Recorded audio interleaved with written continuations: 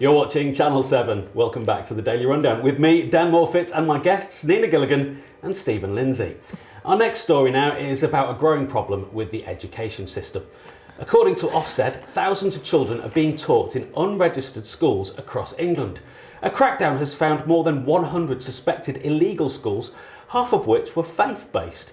Any school offering 20 hours of lessons a week must be registered. Now, inspectors said they provide a substandard education, place children at risk and undermined the government's efforts to ensure all schools promote British values.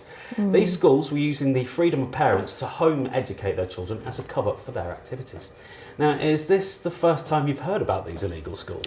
No, I think I've heard a little bit about it, but it has mainly been about faith schools. Yeah, about a third of these... And they've had to revise that because I think they put it out, didn't they, as it being all pretty much faith schools, but actually on investigation, it's about half and half. It's about a third Islamic illegal schools and about a sixth Christian or Jewish illegal schools. And then the rest are not religious schools the at all. rest are sort of homeschooling but unregistered, or families coming together and teaching the kids together rather than homeschooling per se. I mean, the illegal school thing, whether it's the religious aspect or not, it is serious stuff. You know, if it becomes, I think it becomes the case that it needs to be regulated and inspected and so on if there's more than 20 kids attending. And they'd found in some of these schools there were like 350. Yeah, and they're not being inspected. So the health and safety aspects, never mind the educational that's one of the big aspects. It's like if people are having them round it raises home, the question. There's no fire exits. I think it raises the question, is education kind of a state thing, or do you as a parent have a right to for you to choose about your child's education? I agree, but this isn't about not having private education. It's about every school of a size, which is, as discussed, every school of a size needs to be inspected. That's all it is. It's not saying you can't do it. It's saying if you want to do it, go through the rules you need to go through because we need a certain level of looking under this report as well, it also shows of tutors not registering, so they're not being CRB checked. They're registering some kids for over 20 hours a week, but they haven't registered. It could. I mean, there's inherent dangers in all that, isn't there? But also, what's interesting, I think, is why are people choosing that?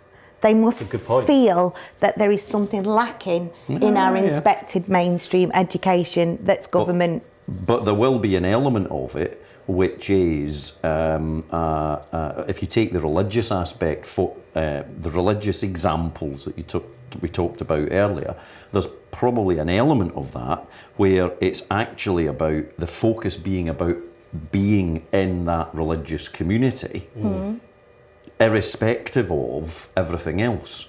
And that's absolutely fine if you want to run a private school, but you need to have it inspected, because if in a religious school in this country you've got people who are supposedly science teachers talking about creationism, it's just not acceptable because it just is untrue.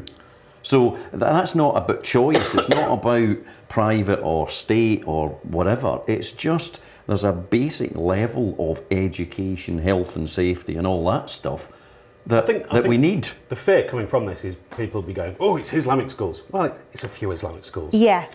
It's Jewish schools as well. It's Christian schools. So and it's non-religious, non-faith-based schools. Communities of people that think they don't want to put their child through big class sizes, or they don't want to have interference with too much early testing. I think there's a reaction against something there. It is ironic, though, that this report's come out today, yet the government seems to have already been quashed of turning every school into an academy and letting people go away from their local education authority and form their own school. It turns out that last George Osborne's thing was just a work of fiction, wasn't it? That didn't last long. Everything's gone off that now. Yeah, but the thing about the academy, forcing schools to turn into academies was, whether you agreed with it or not, and personally I didn't, but whether you agreed with it or not, it was still in a system of regulation. It wasn't a free-for-all. There's still, they are inspected. That's why I worry looking at this report. That's the crux of it. it's been proven there's quite a good few Islamic free schools that already exist, with academy status, and they're doing a great job. There's Jewish free schools that already exist, doing a great job. It'll be a shame to see them get lumped into this illegal schools. So. Yeah. There's a number of different debates to be had. And the debate about faith-based schools is a separate thing to this. Yeah, for sure. I think, and that we have to be clear on that. I think. Yeah, I get that. Because it's difficult to get your child into a school that you want them to go to. It depends on where you live. There's all that kind of thing. I can see the motivation for people setting things up, but I agree with you. It should be regulated. Certain people also, as well, fake their kids' religion to get them into certain schools. No, how dare you? I might have had my children baptised. That's one of the reasons why. Different topic. Let's be very clear. It's a different topic, but it's one of the reasons why faith-based schools are bad, because you end up not just being able to choose the school locally, because if the school locally is of a particular faith, you end up forcing your kids, or pretending that your kids, or in reality pretending you, because it's the parents that count, are of a particular faith. And it's actually, faith-based schools, pro-choice. Actually, it's exactly the opposite of that. I can't believe Nina's come on television tonight and basically I know. I lied. Heretics. I lied. I didn't lie. Your children are heretics. I was less actively Catholic. Less actively Catholic than I suggested. The Pope will be extremely disturbed when he hears this. Apologies. Is the Pope Welsh? No. Right, let's look at our next story now. The UN Refugee Agency's special envoy is actress Angelina Jolie Pitt. And today she spoke in the UK about the international humanitarian system breaking down. She warned against the fear of migration and a race to the bottom as countries competed to be the toughest to protect themselves. She said that UN appeals were drastically underfunded and that 1 in every 122 people are displaced across the world. So did you hear any of Angelina's speech today? I did. I wondered, she's obviously run out of room in her house, hasn't she? Let them all in. Yeah. No, I did hear, I did look at it, and I agree with her broadly. I think she's absolutely right. I think this kind of isolationism where we all shut our doors isn't going to fix the problem, but it's a complicated problem to fix. It's hugely complicated, and anyone that thinks there's a simple answer to it is, in my opinion, just deluded, because it is complicated. But there are certain elements to it. For example, she's talking about a lack of international action, agreement, etc. Communication. And it's exactly right, and that's why, it's a different topic again, but that's why organisations like the United Nations, like the EU in a different context, could actually have something about them that forces agreement across countries. But what we see is that the minute there's something complicated and important to be decided upon across countries, even those sorts of organisations struggle to get any agreement at all. And she should be having a go, because the House of they voted in the House of Commons a couple of weeks ago that 3,000 kids with no parents weren't going to be allowed into Britain. Thankfully that got reversed. They're now sort of looking at it again. But when that vote happens, you sort of think, surely we've got something wrong. We've lost the battle of humanity, really. Her language was very, very stark. Calling out even the people who she represents, the UN. I think one of the main things that she talked about, though, and you said it yourself, it's not a problem. We can solve this. This is a solvable issue. We make it a problem by putting up barriers, closing down borders, almost losing that humanity. And politicising it with fear. And different countries have been going through different election cycles, so saying we want the migrants out is a positive thing short term for their election prospects, but long term it doesn't change the fact that they're holding camps. There's lots and lots of orphaned children.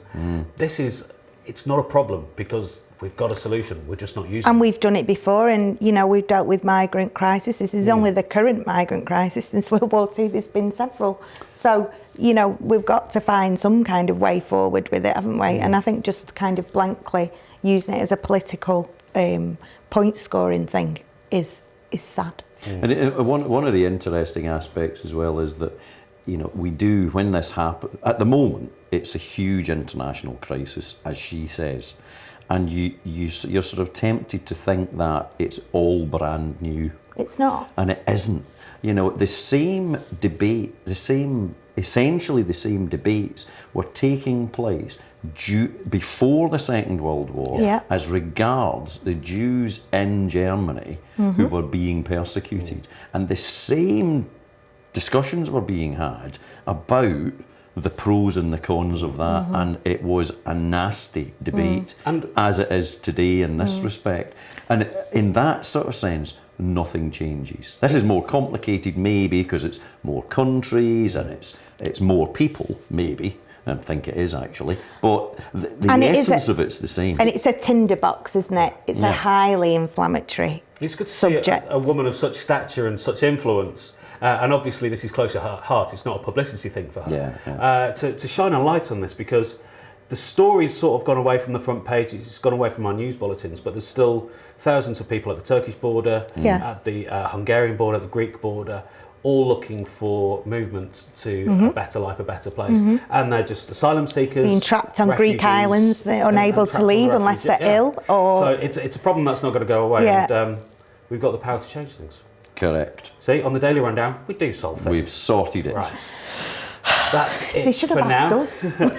When we come back, we will look at Aussie-Rusky diplomatic relations and Roman clowns as well. There'll be more Daily Rundown just after the ads. Stick around.